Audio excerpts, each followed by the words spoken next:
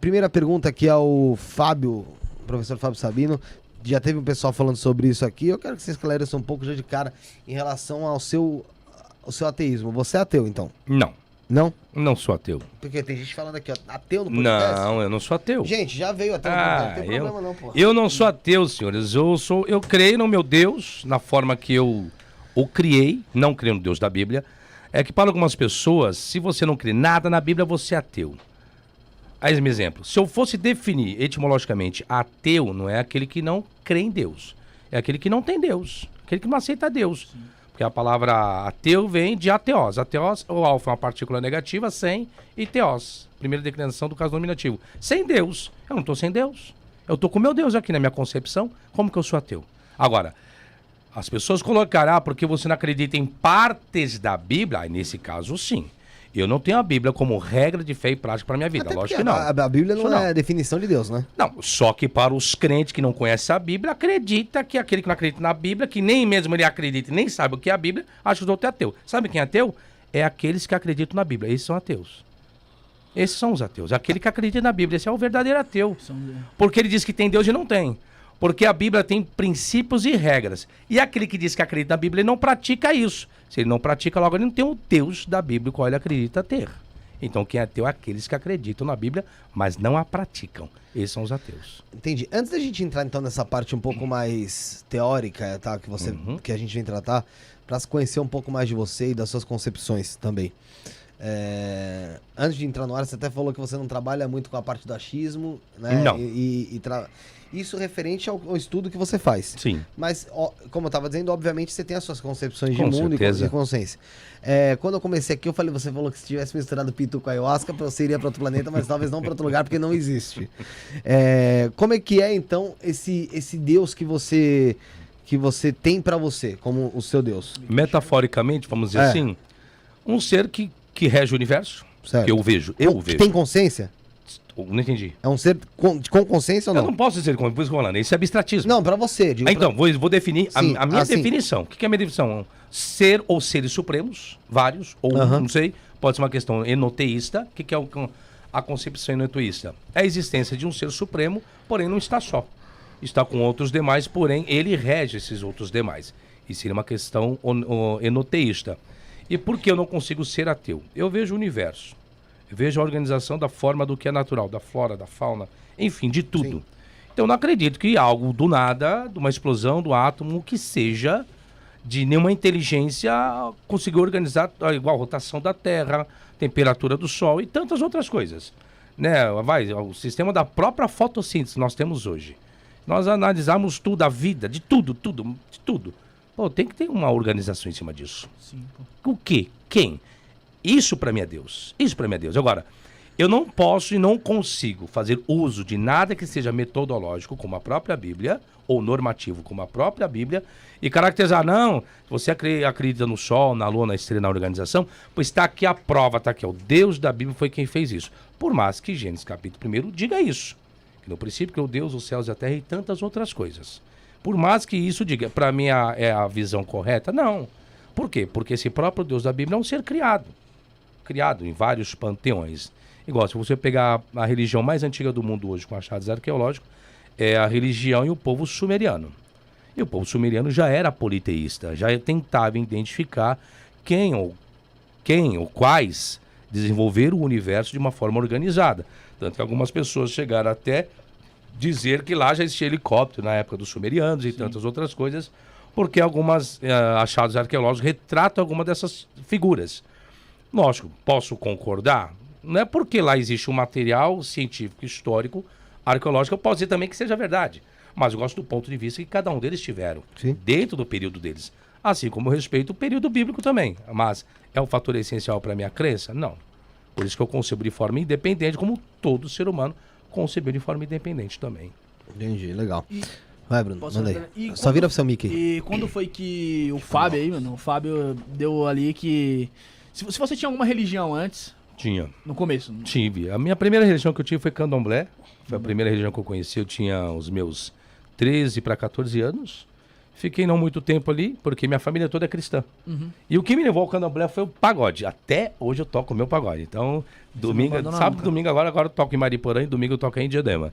Então, todo final de semana eu tô tocando. Reúne a rapaziada. Reunia lá a galera e o pessoal ensaiava dentro do terreiro, que até então não sabia o que era terreiro, não sabia que não era nada disso. E foi um dia, a gente ensaiava dentro do terreiro, e eu, curioso, adolescente, 13, 14 anos, aí eu comecei a questionar, a perguntar, até que me explicaram, isso aqui é do terreiro de candomblé, isso aqui é orixá, isso aqui é isso aqui é a casa de santo. Resumindo, foi aí que eu me tornei um filho de santo, ensaiando lá dentro mesmo. Sim. E depois, minha família toda evangélica, eu comecei a andar com um fio de santo trançado, com um tregum no braço. Aí a família já olha assim, você virou macumbeiro, aquele preconceito todo. Aí eu falei, acho que eu vou ter que deixar essa parte aqui. Aí eu trabalhava numa empresa cujo proprietário era um japonês e era pastor. E aí foi ele que me levou para a igreja. E aí foi o incentivo de tudo que veio diante da minha vida. Aí você foi pra igreja, ele era... Eu fui pra igreja Batista. Batista. E eu zoava com o pastor, chamava-se Kamakura, o nome dele. Na igreja Batista Nikkei, ficava na Avenida do Estado, lá perto de Santo André, lá pertinho. Ainda brincava, pastor, se Jesus não cura, Kamakura, né? Ainda brincava com ele, eu também vim aqui, ó, na Assembleia de Deus aqui, do pastor Takayama, Fernando Takayama aqui na estação.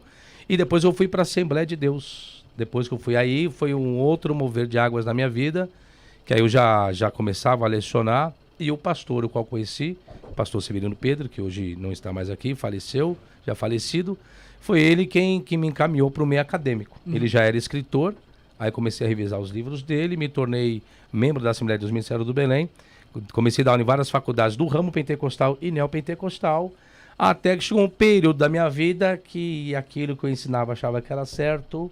Daqui a pouco fui ver que não era bem aquilo. Virou a chave ali? Porque era muito mais achismo, não tinha fundamentação. Aí foi quando eu virei. Falei, não, eu prefiro mais fundamentação do que achismo. E aí foi onde que eu me encontrei melhor comigo mesmo. Então foi através dos estudos ali que você viu que há algumas interferências na Bíblia, vamos dizer assim, aí você falou... Opa... Várias.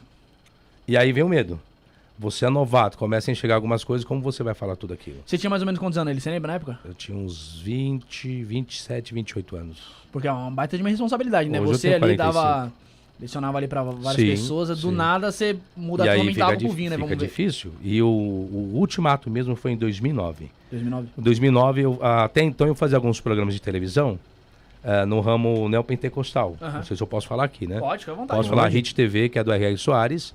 Eu fiz vários programas com eles, tanto Consulta ao Doutor, foi um dos primeiros que eu fiz, e depois foi com o Heber Cocarelli, se me falha a memória.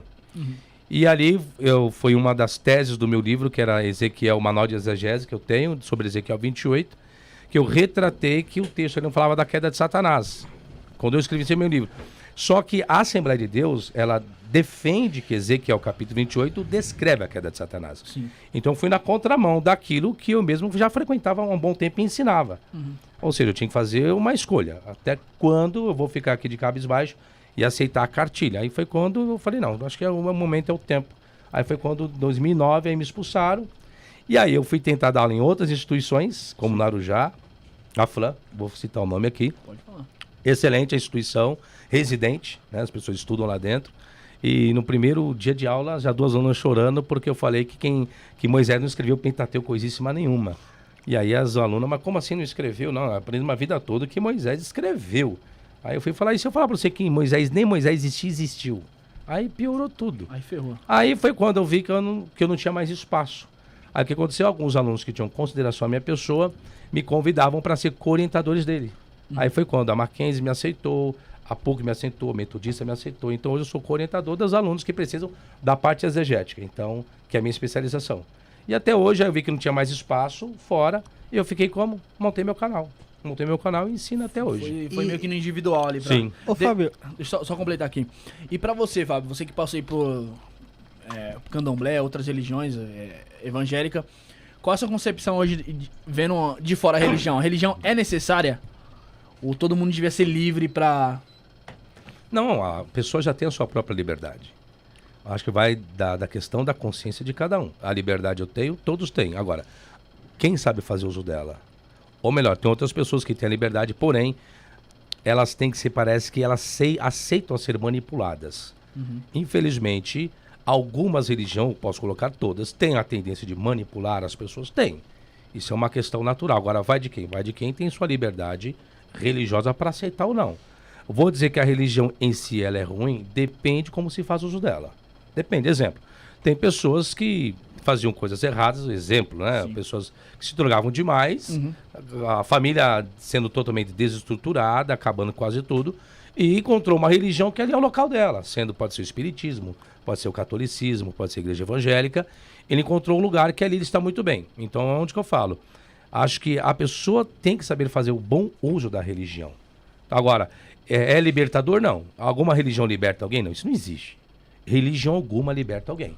Exemplo, eu sou um ex-drogado, eu sou um ex-drogado. Se eu quiser agora sair daqui e usar droga, vou usar, vou. É a religião que me livrou? Não. Não, é a minha escolha de vontade. Sim. Então eu quero estar bem na sociedade, quero estar bem com a minha família, quero estar bem com os meus amigos. Então eu me privo de algumas coisas, o qual um dia eu experimentei. Foi a religião que me libertou, me livrou? Não. Ela pode ter me assessorado em certa questão, isso sim. Respondido aí. Pode fazer sua pergunta. Tem gente que precisa da religião, né? Tem pessoas que se não tiver lá, né, faz coisas piores do que antes de ter entrado, né? Por isso que eu falei, tem que saber fazer uso, né? Ô, Fábio, eu ia te perguntar justamente esse lance do medo. Esse medo que você tinha era de se perder profissionalmente, de se diminuir profissionalmente, ou era de uma contestação de Deus mesmo, um negócio pessoal mesmo, de contestar Deus ali? Não, na verdade não. Porque se você vive em família, em sociedade, então você sempre quer ser um bem para a sua família, ou você quer ser alguém na sociedade. Então, qual era a minha luta? Era ser alguém para a minha família e ser alguém para a sociedade. Porque a pior coisa que existe no mundo é você se sentir isolado e ser isolado pela sociedade e pelo mundo. Conforme muitos têm por aí que são pessoas isoladas. Eu acho que é onde as pessoas se entregam. Elas não se entregam para a vida, se entregam para o resto. Talvez até algumas pessoas não tiram a própria vida porque tem medo disso, né? Porque talvez carrega um fundo religioso. Pô, não vou tirar minha vida, vai que eu vou pro inferno. Eu já tô na lama mesmo, nessa situação. Então, o que me resta agora? A não ser tirar minha própria vida, né? Então, eu não tinha... O medo, talvez, que eu tivesse era disso. Era da minha família ter me dado tudo aquilo que eu precisava, a sociedade ter me aceitado, por mais que eu tinha sido um drogado lá atrás. Então, foi um impulso que eu tive, né? Foi uma decisão. Igual eu falei, a liberdade todo ser humano tem. Então eu falei, não quero mais isso pra minha vida. Não quero. O que eu preciso de igreja? Não. De religião? Não. Eu preciso apenas do meu querer. Sim. E foi assim que eu saí. Vontade própria, né? Vontade própria. Ô Bruno, antes de continuar... Fala, meu querido. Tem pergunta que já... Você já faz a pergunta, mas eu quero deixar uma mensagem aí pra quem acredita, pra quem não acredita. Só faz o preset, filho. Lindinha. Então, vamos mandar umas energias positivas pra Andréia, lá, a esposa do André Galvão. Nosso membro aí, nosso seguidor tá sempre conosco aí. Tá com um problema aí sério e ele pediu no grupo isso faz uns dias aí, se não me engano, uns 3, 4 dias. E então acho que o nome dela é Andréia, se eu não me engano. Então mandar aí as energias positivas pra Andréia, a esposa do André Galvão, e torcer pra que tudo dê certo, viu, André? Tamo junto, um abraço. Tamo junto aí, André. Tamo junto. Força aí, André. É nóis. Dá a palavra de vocês a minha aí. Abraço, André, que ela melhore o mais rápido possível aí. Ele tá no nosso grupo do WhatsApp, Bruno. Então já dá pra até fazer essa... Pessoal que quer entrar no nosso grupo do WhatsApp, tem o 1 e o 2. Se um tiver cheio, entre no 2. Link tá na descrição, Felipe? Tá. Link tá na descrição. O que tem na nossa descrição também? Todas as nossas redes sociais. A minha, do Felipe, do Rafael, do convidado, do programa em si, no geral.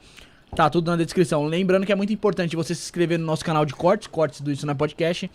Então vai sair os cortes aqui do Fábio aqui. Vai tá lá.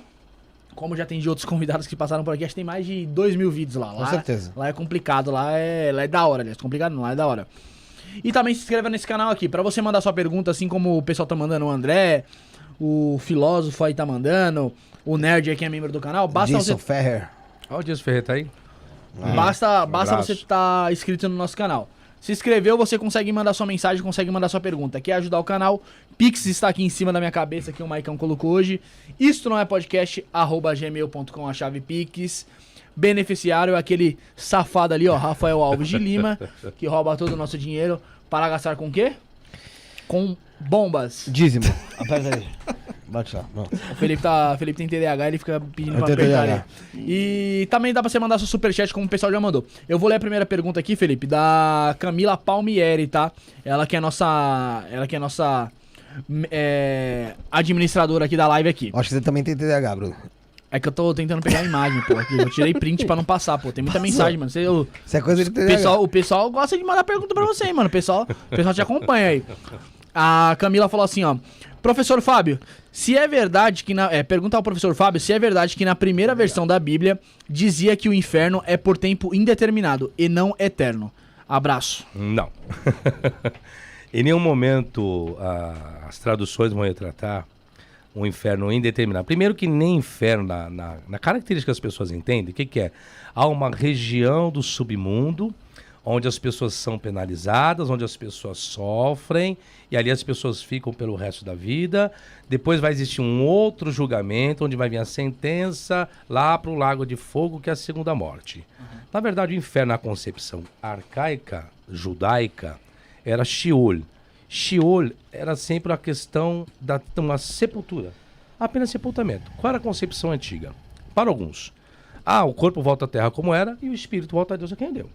Então, independentemente se a pessoa tinha feito bem ou mal, a concepção antiga era que cada um, o espírito voltava para Deus e o corpo para a terra, acabou. Então, mas não é o espírito imaterial, o ser imaterial, que isso é uma concepção que surgiu depois, dentro da própria antropologia teológica. Foi colocar o homem com corpo, alma e espírito é um ser tricótomo ou um ser dicótomo. Corpo e alma sendo sinônimo, o espírito e alma sendo sinônimo e o corpo distinto dessas duas partes imateriais. Foram concepções. Com uma evolução cultural, temporal, exemplo, no período babilônico, dentro dos persas, daí vai surgir uma outra concepção, aí sim, começa a surgir a concepção de uma localização inferior, onde as pessoas seriam penalizadas, alguns por mais tempo, outros por menos tempo. Depois chega a influência dentro dos gregos, né, que você vai encontrar Hades. Hades é o nome de um deus grego que cuida das regiões inferiores. Existiam rios que repartiam. Aí você vai falar, pera assim, então o inferno tinha água. Existe uma passagem na Bíblia, que é Lucas capítulo 16. Então não era frio, então é frio o inferno. Não é quente, né? Não, existe fogo e água. Ou seja, o inferno que se tem hoje na Bíblia é o inferno mitológico dos gregos. São concepções molduradas, vamos dizer assim, porque os egípcios acreditavam também no julgamento. Né? A deusa Haddad, se não me fala a memória, a deusa da verdade, que pesava o coração com uma pena. Então essa concepção, essa reformulação de um mundo, um submundo onde as pessoas poderiam ser penalizadas e um mundo onde as outras pessoas poderiam ser absolvidas ou encher a vida de glória, de vanglória, sempre existiu dentro das culturas, né? Só que é justamente na Bíblia que tenta se impregnar e se ensina. Por quê? Jesus vai tratar disso. Não temeis aquele que mata o corpo e temeis aquele que pode fazer perecer tanto o corpo quanto a alma. Né? E Jesus vai trazer esses tipos de ensino. Aonde está o problema? O problema está em alguns vocábulos, porque na Bíblia em português você tem a palavra inferno generalizada, que vem a tradução do latim, infere, da Vulgata Latina. Só que você tem vocábulos distintos, exemplo, Sheol, não significa inferno. Você tem Hades, que é o nome de uma região inferior, aí da mitologia grega, que os tradutores traduzem Hades para inferno. Você tem Tártaro, você tem Geena e você tem Vale de Rinom.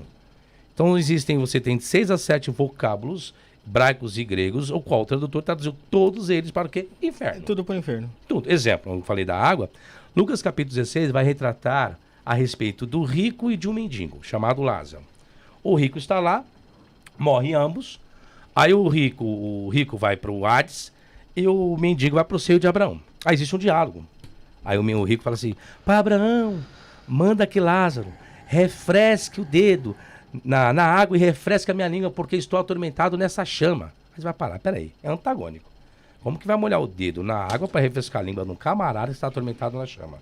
Lógico, é um sentido literal? Não. Por mais que você pegue isso dentro de uma simbologia, é uma simbologia estranha e esquisita. Fogo com água numa região do submundo, lógico. Sim.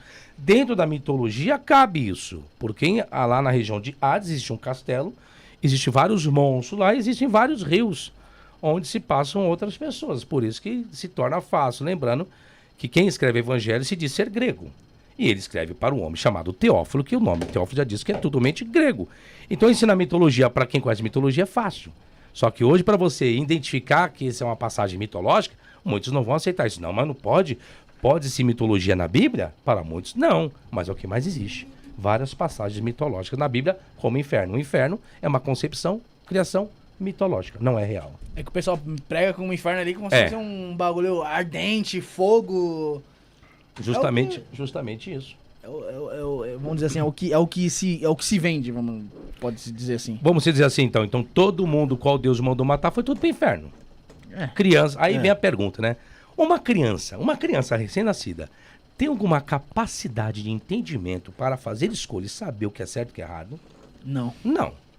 Então, por que Deus, óbvio Deus, o próprio Deus da Bíblia, mandou matar crianças de peito, que não tinha nenhum discernimento para isso? Parece, então, que em algumas partes o Deus da própria Bíblia, o Pai de Jesus, parece que gosta mais de mandar crianças para o inferno do que para o próprio céu. É complicado entender isso. É polêmico. Eu não queria entrar nessa área como vocês falaram que eu estou entrando agora, estou fazendo uma reflexão. Isso então, é Deus, seria um sadismo de Deus da Bíblia? Então, esse é um... Agora vem, será que Deus realmente fez isso? Agora vamos conjecturar. Não, isso não é Deus. O escritor faz uso daquilo que ele entende ser Deus para si e cria Deus dessa forma. Entende o raciocínio agora? A mesma coisa Jesus. Será que tudo aquilo que Jesus disse, de fato e verdade Jesus disse? Eu vou provar para vocês que não. Nem tudo aquilo que se acha que Jesus disse, Jesus não disse. Mas escreveram como se Jesus tivesse dito aquilo. Eu dou um exemplo aqui. Jesus está dentro de um julgamento, diante do tribunal. Chamaram para as ideias. Chamaram Jesus para as ideias. Aí Jesus chega, então, é o seguinte, qual é que é a fita aí?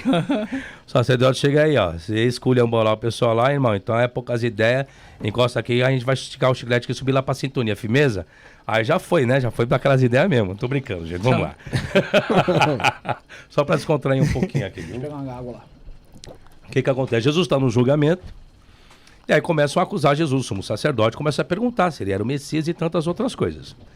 Aí Jesus chega em algum momento e diz, ó, não passará esta geração sem que tudo isso aconteça.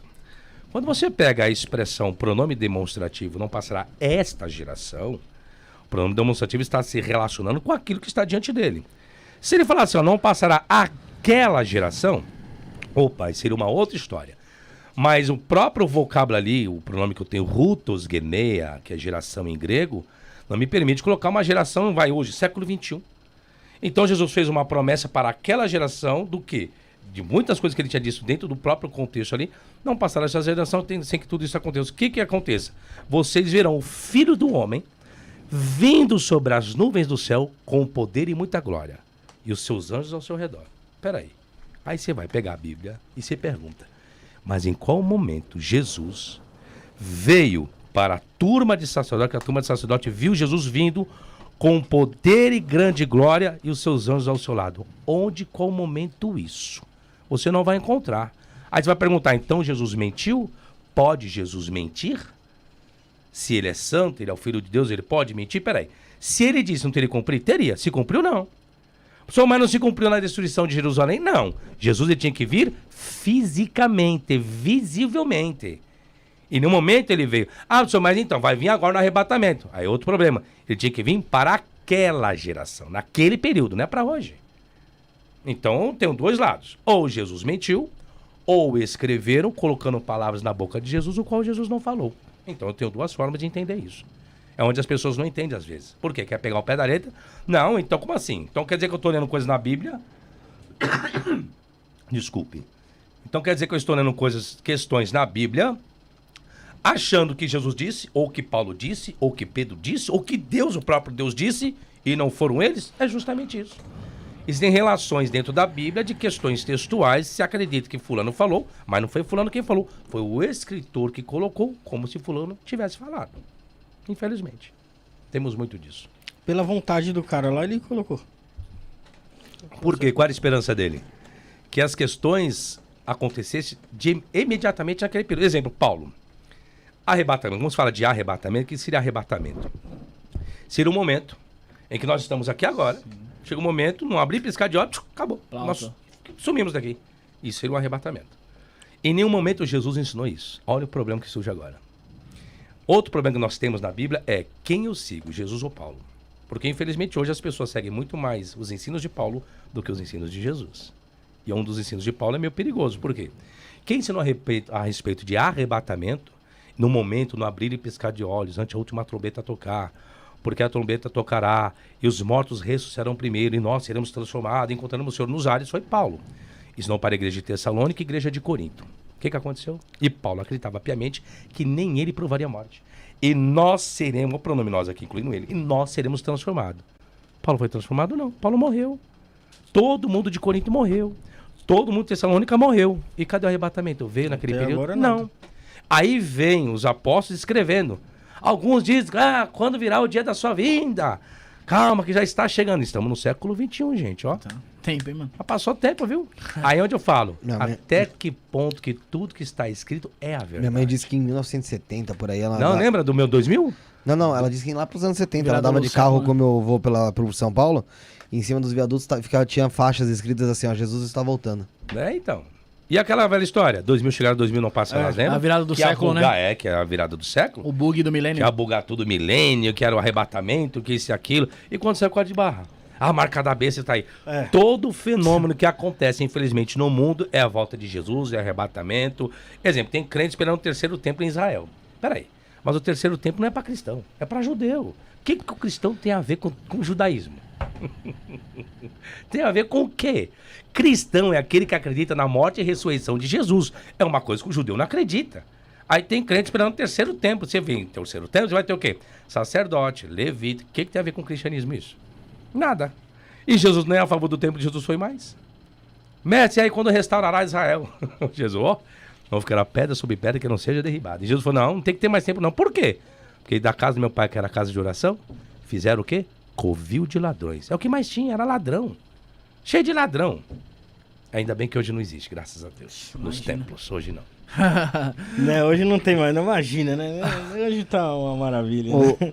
Ô Bruno, Pode falar, meu querido. mete o... O Wagner, que te trouxe aqui, o Uber, te mandou um abraço. Ô, Vagnão, obrigado aí. Eu falei pro Vagnão, ele que me trouxe. Você divulgou lá? Divulguei. Ah, tá vendo? Eu gosto de convidar lógico. assim, cara. Eu gosto de convidar Eu divulguei assim pro meu Uber, ainda brinquei com ele, falei que daqui eu ia pra onde, Vagnão? Pode escrever, Vagnão.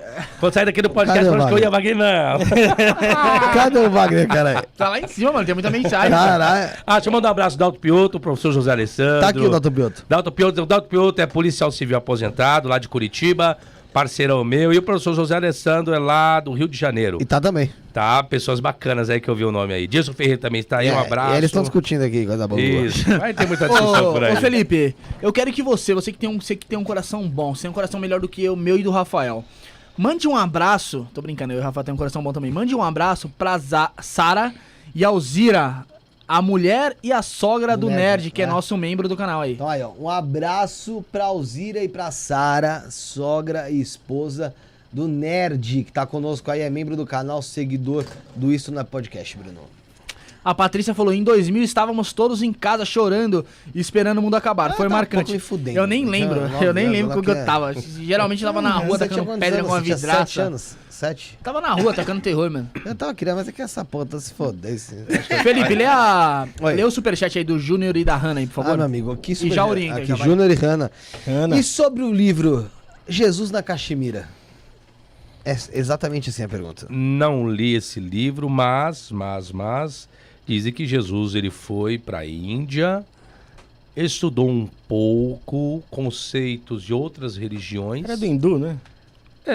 Não, colocaram já China, já colocaram Cara, o Jesus Japão. na China, imagina Já Jesus na colocaram, China. já colocaram. Não, tem. Tem. Eu fiquei imaginando Jesus Tem, na Jesus China na lá. China. Chinês. Hong Kong. Jesus na Índia, Jesus na China, na Índia, Jesus em vários lugares. Daqui a pouco vamos colocar que Jesus estava Na no Índia Brasil. eu ouvi Como que é o nome falar. lá? Então, como que é o nome daquele negócio que acharam lá em... Ai, meu Deus, no meio da mata lá, como que é o nome? Ratanabá. Daqui a Ratanabá. pouco vamos Também falar que Ratanabá. lá também é de Jesus também, não? Acho que ele passou em Paranapiacaba. Opa! Aí é top, na pedra lisa. E quase morreu lá, viu? Nas cachoeiras, viu? Tem que tomar cuidado, viu? Lá eu não consigo Eu andar acho que ele pelos tava mares, no não. piscinão de Ramos. Não duvido, não. Essa é uma área que eu não tenho muita informação, Já igual eu podia. falei. Eu lido mais com a interpretação de texto bíblico, né? Então tem muitas questões aleatórias, às vezes eu estudo, outras não. Então eu não tenho muita informação do que passar sobre isso. Ô, Fábio, em relação a Jesus, uma das maiores dúvidas que o pessoal tem é em relação ao que ele fez ali de quando ele nasceu até mais ou menos quando ele volta a virar personagem na Bíblia novamente. Tem um destaque Porque bacana, ele né? passa um bom tempo ali meio que desapercebido, né, da Bíblia. Vamos lá, Existe algum registro, alguma Existe. coisa? Outra coisa, tem uma coisa interessante também. Até porque o Scania tava aqui na live. De fato, Jesus existiu? Aí é uma área que eu ainda não estudei a fundo. Quem estudou a fundo isso foi o Scania. O Scania tá louco, não vi a hora de eu começar a estudar essa área, porque todos, não sei porquê, eles têm uma admiração muito grande por mim. E parece que eu tenho um certo conceito. E ele sabe que quando eu estudo uma coisa é um pouco mais aprofundado. Eu não posso dizer ainda, de fato e verdade, se o Jesus histórico, que é o que se diz, tá? O Jesus bíblico é outra história, ali é outros 500, ali eu já estudei. Agora o Jesus histórico fora da Bíblia, se de fato e verdade ele existiu ou não. E se for histórico, não é o mesmo que o milagreiro dentro das narrativas, tá? Então são coisas distintas aí, que ainda não estudei o tal Jesus histórico, ainda estou na parte ainda bíblica ainda. Eu já provei que o Jesus da Bíblia não ressuscitou, esquece isso. Então se agora está esperando alguma coisa que Jesus ressuscitou na Bíblia, infelizmente não ressuscitou. Por quê? Uma das formas que eu utilizei, vou provar aqui agora, é uma fala de Paulo, que Paulo diz assim: se Cristo não ressuscitou, é vã a nossa fé e ainda continuamos nos nossos pecados. Aí Paulo diz assim: se os mortos não ressuscitam, Cristo não ressuscitou. Aí vem a pergunta: quantos mortos vocês estão vendo hoje sendo ressuscitados pelas igrejas aí? Vários. Os mortos sendo ressuscitados fisicamente, eu tô vários, né? direto. Rodomiro na televisão, mas ele tá aparece falando, um monte. tá falando de fato, né? De fato, Não, né? de fato Entende? nenhum. Então o que acontece? Essa é uma fala de Paulo. Paulo coloca-se em xeque-mate. Se os mortos não ressuscitam, logo Cristo não ressuscitou. Você vai ter ressurreições dentro da Bíblia. Aí tem um outro probleminha agora, quer ver? A Bíblia está escrita assim, ó: ao homem está ordenado morrer uma vez, vindo depois disso o juízo. Quantas vezes Lázaro morreu? Duas. Mas não está escrito que é uma vez só? Aí já são duas, já piorou. Então tem alguma coisa aí que a Bíblia não está sendo verdadeira. Tá batendo, né? Não está batendo. Aí tem um outro problema também. A consequência do pecado é o quê? A morte. E não é a morte espiritual, a morte física. Todos morreram fisicamente na Bíblia? Não. Não temos pessoas que não morreram fisicamente. Elias, Enoque foram transladados. Cadê a morte? Não tiveram. Aí tem um outro problema ainda. Diz que carne e sangue não pode herdar o reino de Deus. Espera aí. Se carne e sangue, a parte humana, não pode herdar, então como que Enoque e o outro lá, Elias, conseguiram herdar o reino de Deus? Então, aí a pessoa diz que a Bíblia não tem contradições. Eu estou só especificando só um adendo aqui. Mas voltando à questão do que nós estávamos falando a respeito dessa questão da morte, o Lázaro morreu 2 vezes, contra algumas questões, não só isso, mas tantos outros personagens do Antigo Testamento também. Então, onde nós temos a dificuldade? A dificuldade que Paulo colocou. Paulo colocou essa dificuldade. Porque se os mortos não ressuscitam, Cristo não ressuscitou. Logo, então, foi a nossa fé. Aí onde que eu falei, então, por isso que... Agora, Cristo ressuscitou, eu fiz uma série de vídeos a respeito dessa questão. É um livro que eu estou publicando também, sobre as ilegalidades da ressurreição de Jesus. Por quê? Você escolhe 12 pessoas, Jesus escolheu 12 apóstolos, 12, andou com os 12, viveu com os 12, fez milagre com os 12... multiplicação e tantas outras coisas. Jesus fala da ressurreição dele ao 3º dia. E o que acontece? Quando Jesus vai para a cruz, todo mundo não acreditou que Jesus nenhum ressuscitaria. Nem as mulheres. Maria Madalena foi ungir o corpo de Jesus. Peraí, como você vai ungir o corpo de Jesus se você sabe que a pessoa vai ressuscitar? Não há nada claro de forma disso. Os próprios, quando a Maria Madalena volta, que aí depois eu vou falar da infância dele, aí vai entrar um pouquinho sobre essa questão da Maria Madalena. Quando ela volta, nem ela acreditou, nem os apóstolos acreditaram. O mestre ressuscitou. Aí Pedro tem que ir lá no sepulcro para ver se ele ressuscitou de fato e verdade. Então, são problemas gerados. Agora, a infância de Jesus, vamos lá. Quem vai trabalhar um pouquinho com a infância de Jesus é Lucas. Lucas vai falar do nascimento, da circuncisão, 8º dia, que é uma cultura judaica. Por que 8º dia? Vamos lá. Por que fazer a circuncisão no 8º dia? Quando o fígado, nosso fígado normal, produz uma vitamina, chama-se fator K. Chamado de canaquion. Isso é usado quando as mulheres vão fazer cesárea, aplica-se para que haja coagulação no sangue. Então, o nosso corpo humano, masculino, produz essa vitamina. Por isso que faz ao 8º dia para que haja hemorragia. Aí faz a coagulação no sangue. Então, Lucas diz que Lucas era médico, por isso que Lucas coloca a circuncisão ao 8º dia. E o único que vai tratar da infância de Jesus é apenas Lucas, Jesus com 12 anos no templo. Peraí. Se Lucas ele tem informação de Jesus com 12 anos no templo, logo dá a entender, então, que Lucas tinha outras informações a respeito da adolescência de Jesus também. Sim. Existem outros livros que não foram canonizados, que isso é uma outra questão, de um outro tipo de assunto, que muitos não aceitaram. Por quê? Existe o Evangelho de Tomé, existe o Evangelho da infância de Jesus, que vai tratar Jesus dentro de uma escola, tá? Dentro de uma escola, estudando com seus amiguinhos, e diz que em algum momento ali ele faz alguns pássaros de barro, dá vida àqueles pássaros, E o amigo dele vai lá e chuta aquele pássaro. Aí Jesus vai lá e cega o menino. Tem outro momento. Já vi uma fita dessa daí. Tem outro momento que o professor de Jesus questiona Jesus, alguns ensinamentos que Jesus estava querendo debater com o professor. O professor chama a atenção de Jesus, leva até José. Ó, Jesus tá meio mal criado. Tá rebelde aqui na sala de aula. Aí Jesus vai lá e joga uma maldição também no professor. Pega?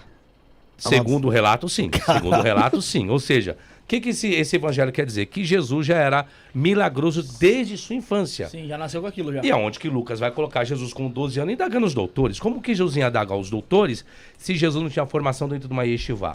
Para entrar numa yeshivá, numa escola tanto de Hillel ou de Shammai naquele período, existiam duas faculdades, vou dizer assim para simplificar. Sim. Existiam duas faculdades para formar rabinos fariseus como Paulo. Paulo disse que aprendeu aos pés de Gamaliel. Gamaliel era bisneto de Hillel, que era um dos fundadores da primeira yeshivá, a primeira faculdade. Outra faculdade era de Shammai, uma conservadora e outra liberalista. Essa era a questão.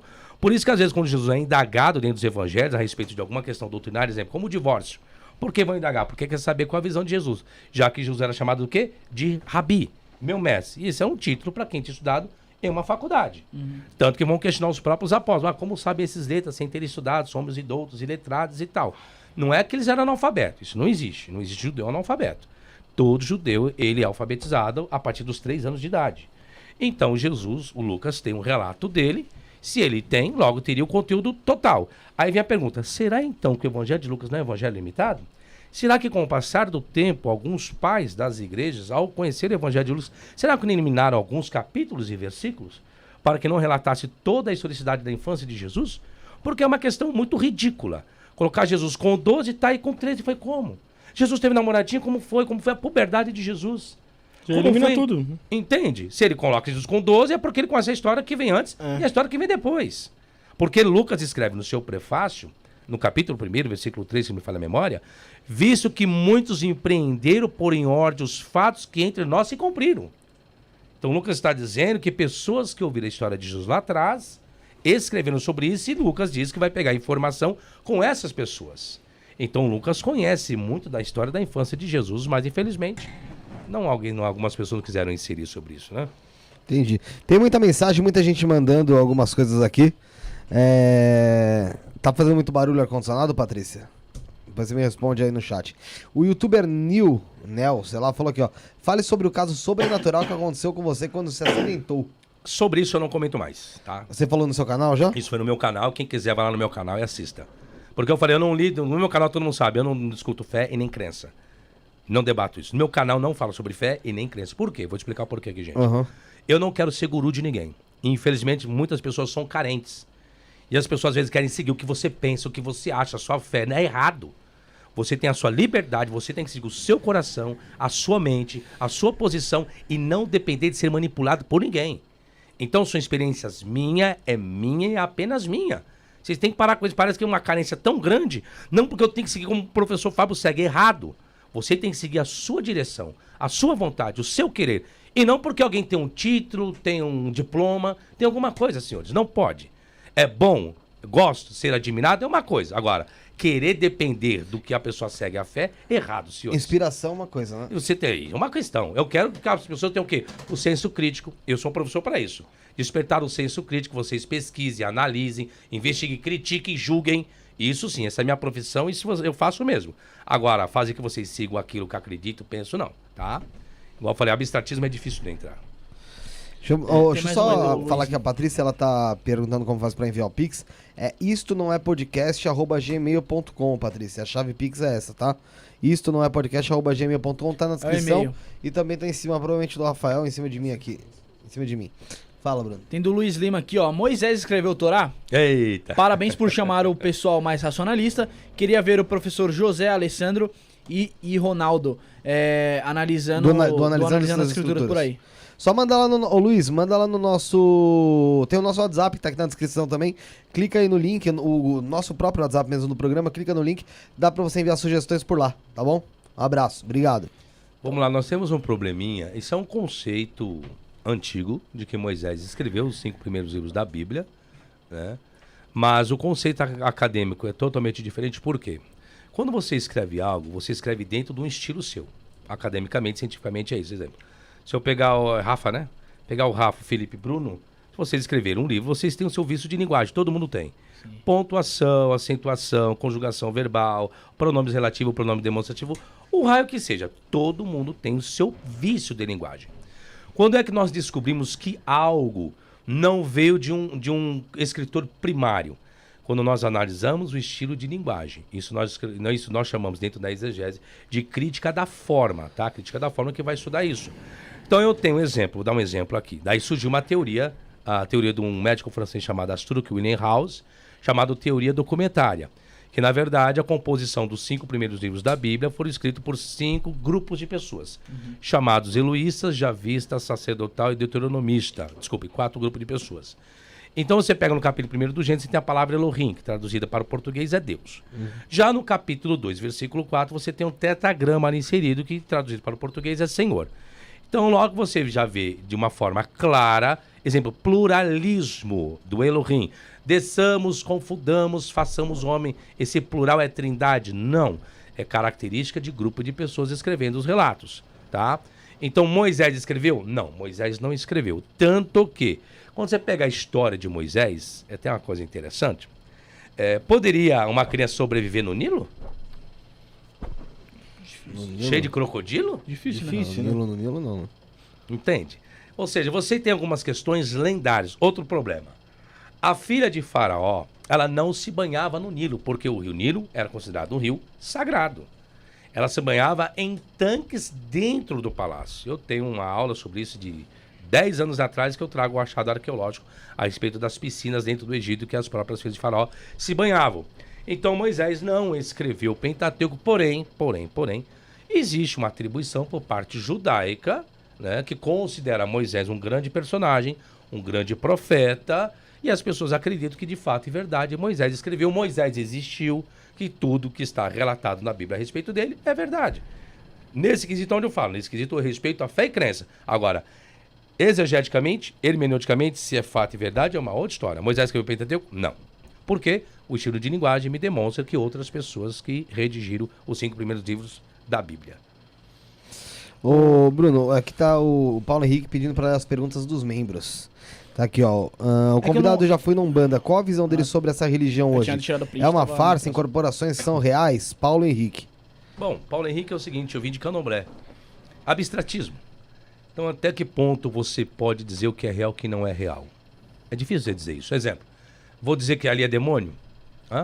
Porque existe uma manifestação é demônio. Aí você chama-se preconceito. Sim. Isso é uma questão preconceito. Mesmo que eu falar. Então, as pessoas que estão possuídas pelo Espírito Santo, eu vou tirar um preconceito também? Porque as pessoas ficam rodopiando com o olho fechado. As pessoas que falam em línguas na igreja. É a mesma coisa. Eu pergunto, onde está a diferença de uma pessoa? E a hora que eu vim do ramo pentecostal, viu? Vim da Assembleia de Deus, Ministério do Bem, tá? Qual a diferença, então, uma pessoa que rodopia numa igreja pentecostal com os olhos fechados e alguém que está dentro do candomblé rodando de olhos fechados? Nenhuma, só muda lá o local. Vou dizer só... que lá o Espírito Santo ali é o demônio? Só muda o local, só, pô. Aí, aonde que eu digo? Existem fenômenos, aí não é a minha área, tá? É assim, quando entra a área de teologia, as pessoas acham que o teólogo ele tem que ser especialista em todas as ciências. Não. Aí sei quem é especialista na área da paranormalidade. Aí tem que ser alguém especialista nessa área, ou um neurocientista, daria também. É engraçado que eu pensei essa semana, acredita? Então. Porque assim, existem alguns aparelhos que você coloca ali na cabeça da pessoa pra ver como o cérebro da pessoa funciona, né, durante algum ato. Aí eu pensei, será que nunca fizeram isso numa incorporação pra tentar? Então, pra ver, né, pra entender como é que é. Ou um sono, né? Um sono, exemplo, quer ver? Eu vou explicar. Porque tem médios inconscientes. Eu queria entender, se ele tá inconsciente, vamos supor, ele tá dormindo? Vou explicar uma questão. Exemplo, o álcool, tá? Vou dar uma experiência aqui. Dependendo do álcool, tem momentos que você perde a consciência, entra o seu subatividade. Aí vem a pergunta, até que momento, exemplo de não vou dizer de transição, as pessoas falam de possessão, eu posso dizer que é um espírito, pode dizer que é um espírito, pode dizer que é um subconsciente em atividade. Se eu beber muito, eu posso fazer um teste com vocês aqui um dia. Vocês vão ver minha fala mudar, vocês vão ver o agressivo, mas é o meu sub em atividade, não é uma incorporação. Eu sou beber aqui vodka aqui, uma vodka, gin, whisky, que eu gosto. Tá. Aí eu vou chegar em casa, ou daqui a pouco, se eu descansar aqui no sofazinho, vou falar, Felipe, o que aconteceu ontem? Fábio, a gravação. Então, puta, eu fiz tudo isso, Fábio. Rapaz, eu não lembro nada disso. Porque o álcool, ele corta a sua consciência e entra o sub em atividade. Eu estou falando, até que momento é uma possessão ou é o subconsciente em atividade? Que as pessoas pensam que é o paranormal. Mas faz um teste. Eu tenho uns vídeos aqui. Eu posso mostrar depois aqui pra você no privado. Como que eu fico. Eu já fiz esse teste pra mim mesmo. Meus amigos me filmaram. Fiz. Deixa eu ver o que acontece. Quando o meu subconsciente entra em atividade. E aí depois meu amigo sinais. Fábio, você já falou, já sei. Sabe quando o meu subconsciente começa a entrar em atividade? É quando eu começo a falar muito palavrão e coisas muito negativas. Sabe quando o sub entra em atividade? Quando você começa a pegar o passado negativo e trazer pro presente. Eu fiz essa experiência com um amigo meu, que era membro da igreja, tinha sido um filho de santo também. E era um farmacêutico, e nada pra ele era bom. E quando você quer ver uma palavra, é tudo negativo, negativo, negativo, negativo. Daqui a pouco, é como se fosse uma incorporação. Algo tomou conta dele. Aí atrofiou-se os dedos, colocou pra trás, falou, possessão. Não era possessão, era o subconsciente. Era o subconsciente. Ele chamou. E aí é onde que eu falo, pode ver, pessoas que se matam aqui, é sempre pegando sempre as coisas ruins lá do passado, igual o depressivo, né? Ajunta tudo. Então, eu faria esse teste. Quer saber o que é posição e o que não é? É só tomar um alquinho aí e deixar o subconsciente entrar em atividade pra você ver o que acontece. Na verdade, são alteradores de consciência. Né? Tem coisas que é bom não lembrar. Remédios mesmo. também. Remédios também. Não é bom lembrar, não. Que eu lembro coisas não são bom, mas você quer ver entrar em atividade, só começar a lembrar. Remédio. Os próprios enteógenos também são alteradores de consciência. Até meditações aí. Sim. Meditação, bem falado. Né? O estado, né, da meditação. E aí você, é isso que você, né? Você coloca o seu subconsciente em atividade. Isso que eu falei, tem que ser um especialista, mas isso daqui eu já fiz já. Tá. Felipe, não, como é que tem mais uma mensagem do Paulo Henrique aí, chega cara? Chega com a água mais perto dele aí pra gente. Chega com a água? Não, aqui eu tinha afastado. Não, sim. Faz tempo pra caralho. Lembrando que a gente tem uma audiência boa aí hoje, na noite de hoje. E temos só 179 likes, é de brincadeira. Quem não dá like... Já pois sabe. Só isso de like, pelo amor de Deus, gente. Quem não dá like então, vamos sentar no segue, dedo no compartilha like. isso aí, viu? Tem mais uma mensagem aqui do Paulo Henrique, que é membro. Que tava quem não der like vai fraturar o pé esse ano. Pronto. Cuidado, hein, gente. Se eu profetizar aqui, já viu, hein? O Não Paulo me Henrique... queira como profeta aqui hoje não, viu? Me queira como teólogo que é melhor, viu?